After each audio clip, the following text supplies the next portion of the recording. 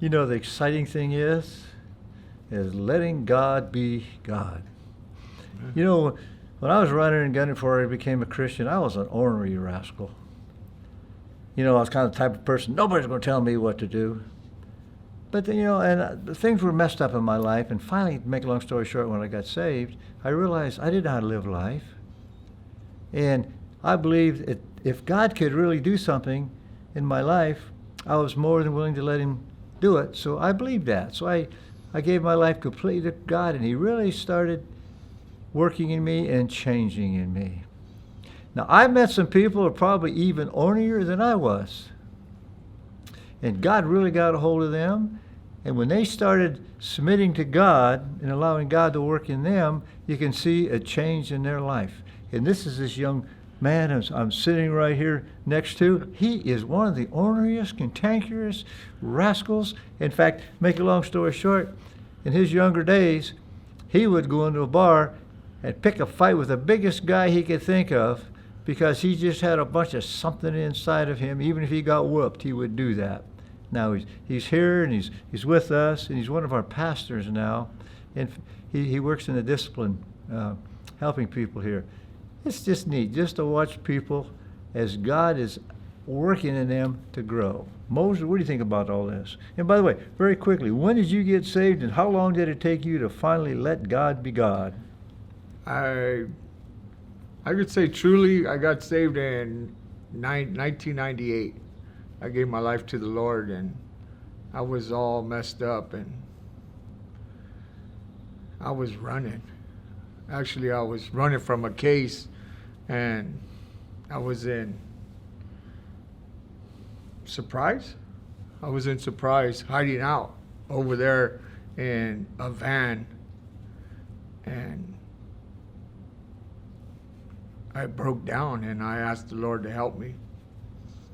And over a little while, I wound up hooked up with the church and gave my life to the Lord.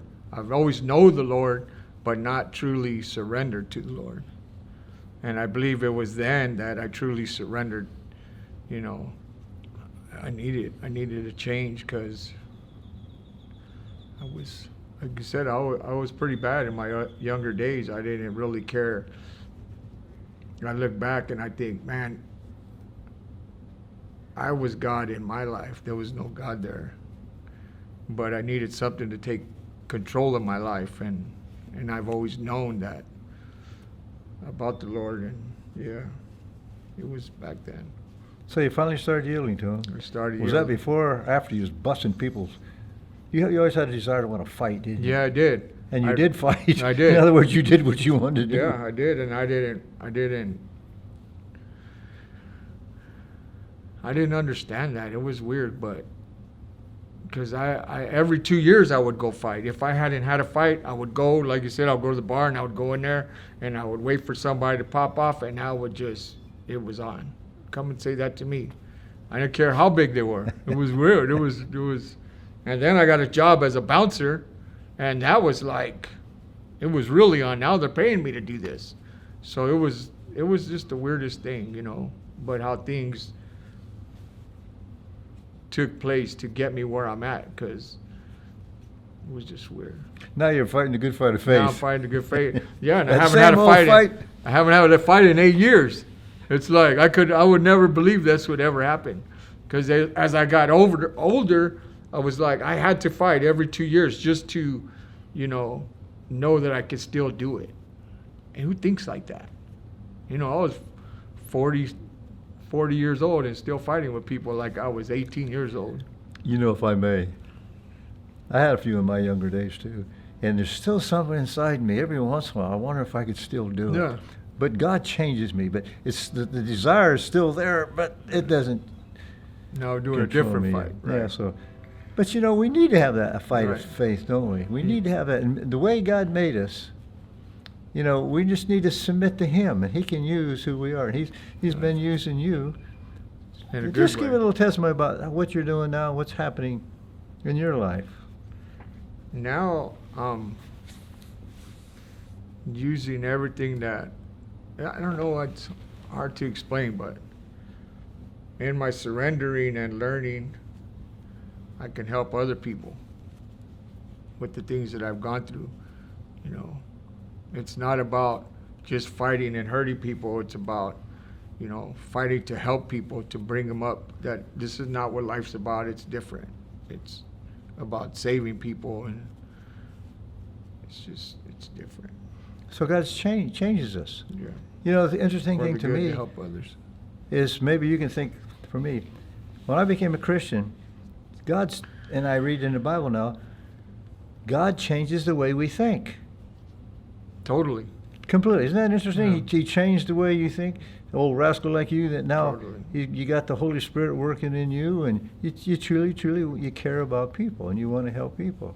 And you still got that desire, That fight, but it's a different fight. Yeah, and nobody's going to, in other words, nobody's going to back you down. I mean, what I'm trying to say is, you got the tenacity to hang in there tight with Jesus. Come on, tell us about that. You got that fight in you? Well, I got that fight from learning how the Lord helped me. You know, when I came here broken, and I was hurt. My legs were messed up. I couldn't. You came in a wheelchair, didn't you? Came here in a wheelchair, and you know, I had to, I guess, humble myself and totally let go and let God in my life, because I had to, you know, I had to learn to do this to help me. Man, I don't know how to explain this. Well, you know, I don't know if you know this or not, but your life shows it. You still got that little tenacity in you, which is I think it's a good thing. You hang on to what you believe, but then if you see maybe, you know, you could have been a little wrong, you're willing to submit and admit it. But in the meantime, you're holding firm, and I believe people see that in you, because you're not budging. You've got that will to win in you, and that desire that God put in you to fight and not back down, and no matter what, you're going to keep on going. Is that where you are now? Yeah. So what would you tell people? To let the Lord in and help you, because there was nothing in the world that could help me. Nothing, until I surrendered to the Lord to help me. Because, like I said, I came here in a wheelchair. I had all these doctors saying that I would never walk again. I would never do all these things. But when I surrendered and asked the Lord to help me, everything shifted. It was the weirdest thing. It shifted for the better, you know. And as I would cry out, literally, because when I was here, it was like I would go through things through the day, because I couldn't really have my wheelchair, and I had to totally trust the Lord to help me. And in those moments, God revealed himself. I'm going to help you. And he did. And these things, as I hung on to him, he revealed himself more and more. And I wanted it. Man, this is a crazy thing. It's a crazy fight, you know. I had to, it was the weirdest thing. And I was letting not only, I was letting God fight this battle of everything that was going, I don't know how to explain it, but everything that was going on inside, God was fighting that for me to heal me. And God can do that for anybody. You know, I look back and I think, why would God do this for me?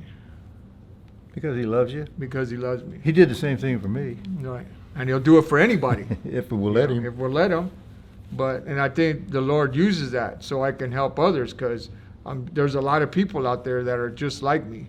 They don't know who to believe or what.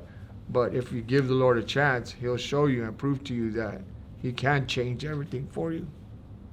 You know, it's amazing. You've had a lot of pain and struggles in your life, and you've had back pains and all my land since you've really truly been here, but you have not budged. But that pain makes me, that fight that I have right there with this pain brings me closer to the Lord. It's weird, because in my tough days, like early, I was having problems with my back, and right away I start praying and asking the Lord to help me, and he shifts me in a different way that I don't struggle with that pain as much. Now it's his problem. You got to take care of it. If you want me to help out and you want me to do what you called me to do, you got to take this. So that fight is not, it's different. It's weird. It's You know what's amazing to me? You come in here in a wheelchair, and you're crazy enough to carry a cross. Right. When we go those creases, you pick up that, man, your back might be hurting, you might be struggling, but you pick up that cross and you carry that old cross. Tell us about that. Yeah, that is like, you know, the Lord, He carried His cross for me, and I seen, I don't know how to explain that, but I know the power in that cross by carrying it, not even saying a word. You can pick it up and go, and the Lord will speak through it.